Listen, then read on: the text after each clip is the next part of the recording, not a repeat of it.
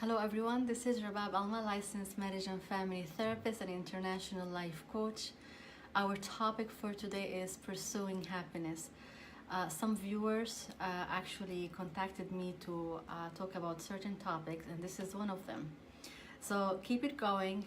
Let me know what topics you would like me to talk on these slides. To talk about. I will go ahead and share my life with my other pages. Let me know where are you joining me from, and let me know what you think of the topic of happiness. What does it trigger for you? What does it mean for you? So again, I want to point out that these lives are not meant for professional help or for therapeutic help. They are for general info, and if you need professional counseling or you need help, so you can contact me, private message me, or you can contact your therapist if you have one already. So I will go ahead and share my page, my life on my pages. Let me know what you think of this live, of this topic. Let me see here. I will join it. I will share it with my other pages. So our topic today about happiness or pursuing happiness. I did prepare some notes here. So a lot of people talk to me about happiness, and it seems like people are, they feel that they are failing at pursuing happiness. How do you define happiness? Is it joy, fulfillment? What does it mean for you? When I'm reading this article, it's by Liana Catalino. She was talking about pursuing happiness. And she talked about the issue is how we go about happiness. So the way we go about happiness actually matters, because that actually impacts the way we feel happy or not. So sometimes we think that getting a bigger house, a nicer car, more jewelry, whatever it is, that will create happiness for us. But is that true? I see people at my practice who are well off or have really good jobs, and they have children or they're married, whatever it is, but they are still seeking happiness and they are not happy with their situation. So what does happiness mean to you? So I think when we, and according to this article also that I read, that it talks about prioritizing positivity. Teal, thank you for joining. Thank you for watching. So when we want to prioritize happiness or positivity during the day, then this will really give us some time to feel happy. So if we're carving out some daily activities that will give us some happiness or will mean something to us, like for instance, connecting with other people that we love, maybe gardening, journaling, exercising, taking a walk, being in the nature, whatever it is that makes you happy. If you're planning that, this might give you the feeling that you are looking forward to something in your life and in your day. So pursuing happiness, actually, when you are trying to prioritize positive events in your life, that affects your mental health and gives you that sense of happiness and joy. So first of all, we want to actually let go of unrealistic goals and expectations of ourselves and others. So if we want to really pursue happiness, we want to be realistic. And we want to maybe let go of, I want to be happy. The more we are self-aware that I am happy or not, then we're gonna drive happiness away. Just be. Just be in the time being, in the here and now. Enjoy. Enjoy the moment. Find something to enjoy at the moment. Even if it's a flower you saw it on the road, or maybe a bird that you saw flying, or maybe the sky and the clouds in the sky that makes you really happy and it looks like bright and nice. Does that make you happy? So happiness is actually relative. Marwa Muhammad says, hi Rabab, how are you? I'm good, thank you. Thank you for joining. So we want to also look at activities that makes us feel happy or content. So I will say a story about my own self. So before pursuing the psychology field, I used to work in pharmaceutical industry. It's corporate job. I liked it, but it was not my passion. I had a bachelor and master's in business, and I was a manager at some of the big pharmaceutical companies in the area. It was a job. I used to go and, do my job and come back home, but it wasn't my passion. And I did talk about that maybe in my previous lives, that what brought me to psychology is actually being a parent, and I want to be a parent to my daughter. So, okay, the company is paying for education. Let me study marriage and family therapy because I want to understand myself better. I want to understand what's happening in my life, and I want to be a better parent. So it was actually in the beginning just a really very personal reason, something so close to my heart, which is my daughter. I wanted to be a better parent to my daughter. That was it. There was nothing else into it. Then I realized that, oh, I love this. But no, I cannot do it now. I have a job. I'm not gonna start from the scratch. I'm a single parent. I need to take care of my, hey Anila, thank you for watching. Thank you. So I love it. I'm gonna do it just part-time. Let me stay in my corporate job because it's just more secure and it's easy. This is what I'm used to. It's my comfort zone. And then, and I was doing that part-time job as a therapist. And then in 2016, I was laid off, and a lot of things happened in my life in that year. It was a very eventful year. Not all the events were happy, but it was a significant year, and I was laid off. Oh, thank you, Anila. Thank you for your kindness. I appreciate it. So then I decided to switch to be a full-time therapist. Oh, that required a lot of work, a lot of preparation, certifications, so many things that I needed to do. Plus, now I have to be an entrepreneur and I need to be like a business owner. Me? How? It was not, I was just going through the flow, but I was happy, although it was really stressful, but I was happy. I'm always happy when I see my clients, when I work with someone and I see the transformation. I have clients that they were with me like for weeks, some of them for months, some of them for years. And it's so much joy, very rewarding when you see the transformation that people go through. And the honor that people actually permit me. They gave me the honor to be to be a witness in their journey. That's a pleasure. It's priceless. I cannot really put a price to that pleasure.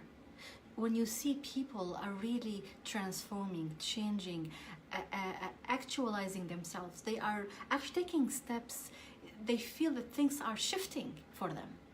And they're just allowing you, they give you the permission to be part of their journey. It's a joy, it's happiness. It doesn't mean that all the sessions are like that, but for the most part, the result, the outcome, the smile, the joy, the connection, I cannot describe the happiness and the joy I myself experience with my clients. Not only that, I am also learning from my clients. A lot of time that we will be speaking about something and I'll be like, oh, that's a nice insight. And I will take it with me. So it's like a continuous process of growth and learning. My clients learn from me and I learn from them. And that's on a daily basis. I'm so humbled and enjoyed by this. So this is what we want to do. We want to do something in our lives that makes us happy. To feel the joy inside, the connection with the self first. It's extremely important that we feel that we pursue something that we love and we enjoy and we feel that we are contained and happy with. Are you pursuing that in your life? And if not, try to find an answer on why not. What's stopping you? So another point here, when we talked about find activities in your daily life that will allow you to feel happy. Happiness, to feel that you're doing something for yourself. Whether walking, again, journaling. Some people like to listen to music. Some people, the spiritual people, like to listen to some spiritual recordings or verses from their holy books.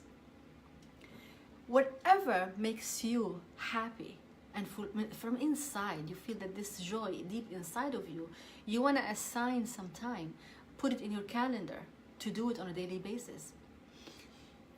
I was talking to a client today, to an overseas client. We were talking about happiness and fulfillment, and it's not about like pursuing something once in a blue moon or once in a week. No, that's something we need to work at it, like every day. It has to be embedded in our daily routine, our daily life. Happiness does not just come, it stands alone. It's not because I want to achieve my goal, or like for instance, people think, or professionals, doctors, whatever I see, I'm busy now. I'm pursuing my goal. But are you happy? Are you happy? And if you're not, why not? What's missing? You need to search deep inside. Why you're spending hours and days and weeks and years doing something that's not making you happy? What is it that's not making you happy? Is it a relationship? A career? Something you're doing? Someone in your life? Something that you are not doing? What is it? I think it's part of our growth. It's our obligation towards ourselves to keep growing and finding this joy and contentment deep inside of us. This can be with so many things. Maybe sometimes watching the sunset. Maybe being vulnerable and expressing feelings to someone that we keep holding back. For whatever reason, because of pride, because of stubbornness, whatever it is. What is it that's holding you back? I think it's important to understand that about ourselves. So, I have some ideas here that might help someone, or help you, or help me. We might want to quit obsessing about the way we look. Am I short and tall, fat, thin, whatever it is? We want to quit obsessing about this. We want to accept ourselves the way we are. We want to direct this power of love that we have inside of us towards ourselves first. Because if we cannot love ourselves, we cannot really love others. How can I connect to someone else if I am unable to connect to myself first? That's a question that we need to ask ourselves. Try to, and I just spoke about this a minute ago, do what you like for living. You want to pursue what you like. Can you really pursue what you like as a career for yourself? Can you make it happen? We need the courage and to be brave to take that decision. What's stopping you? Third, spend time with people you love. People who are healthy. Okay? We want to really decipher and know, are we surrounding ourselves with negative people or positive people? We are influenced by the people, the quality of people we surround ourselves with. Are we surrounding ourselves with vibrant, positive, energetic people? Because when we do that, that will influence us and will give us energy and a push forward. And this is what we need.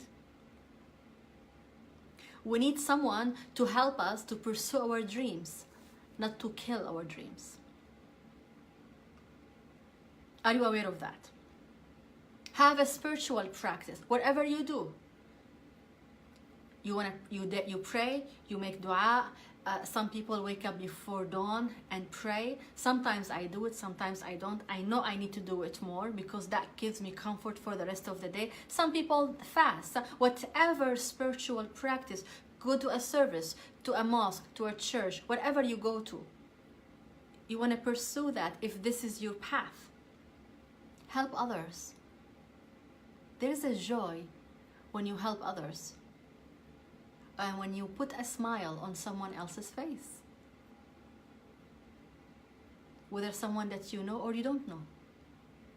Helping, extending hand, extending ourselves, provided that, keeping the boundaries and knowing our limitations. Learn from kids. I read a note the other day about a 4-year-old girl.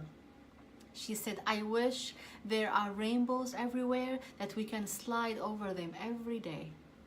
This is a 4 years old. See how children think.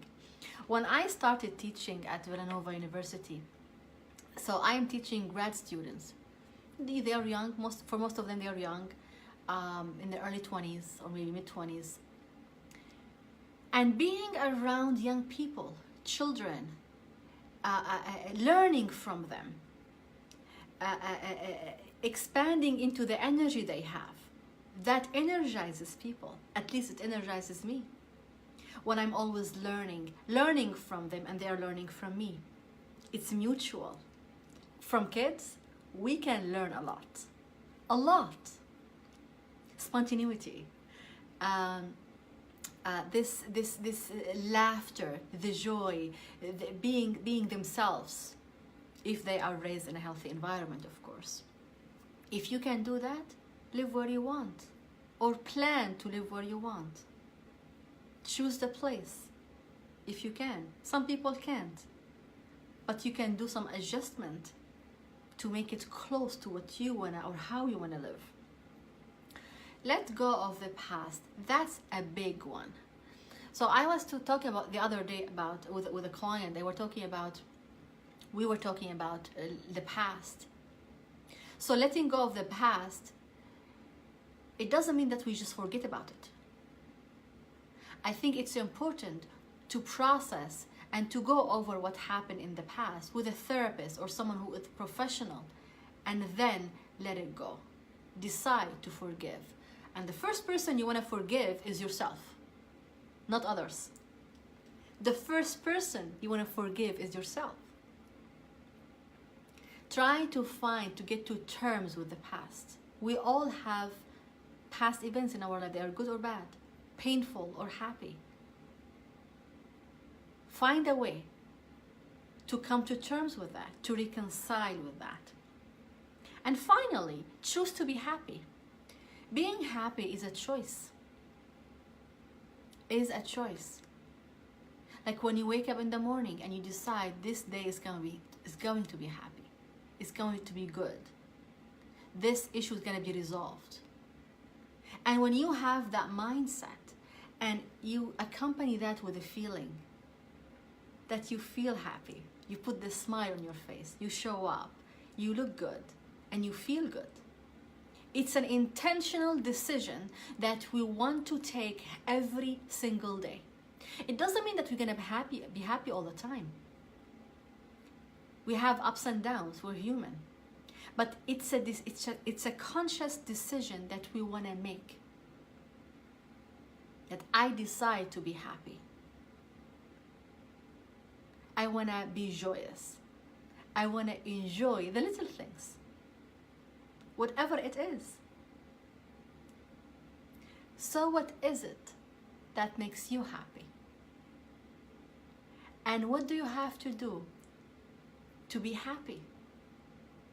Are you gonna choose to be happy? Let me know. You can comment in the comment section.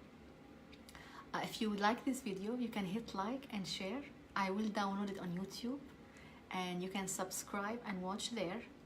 And I wish you all a happy night and a happy week, and have a wonderful evening. Thank you for watching.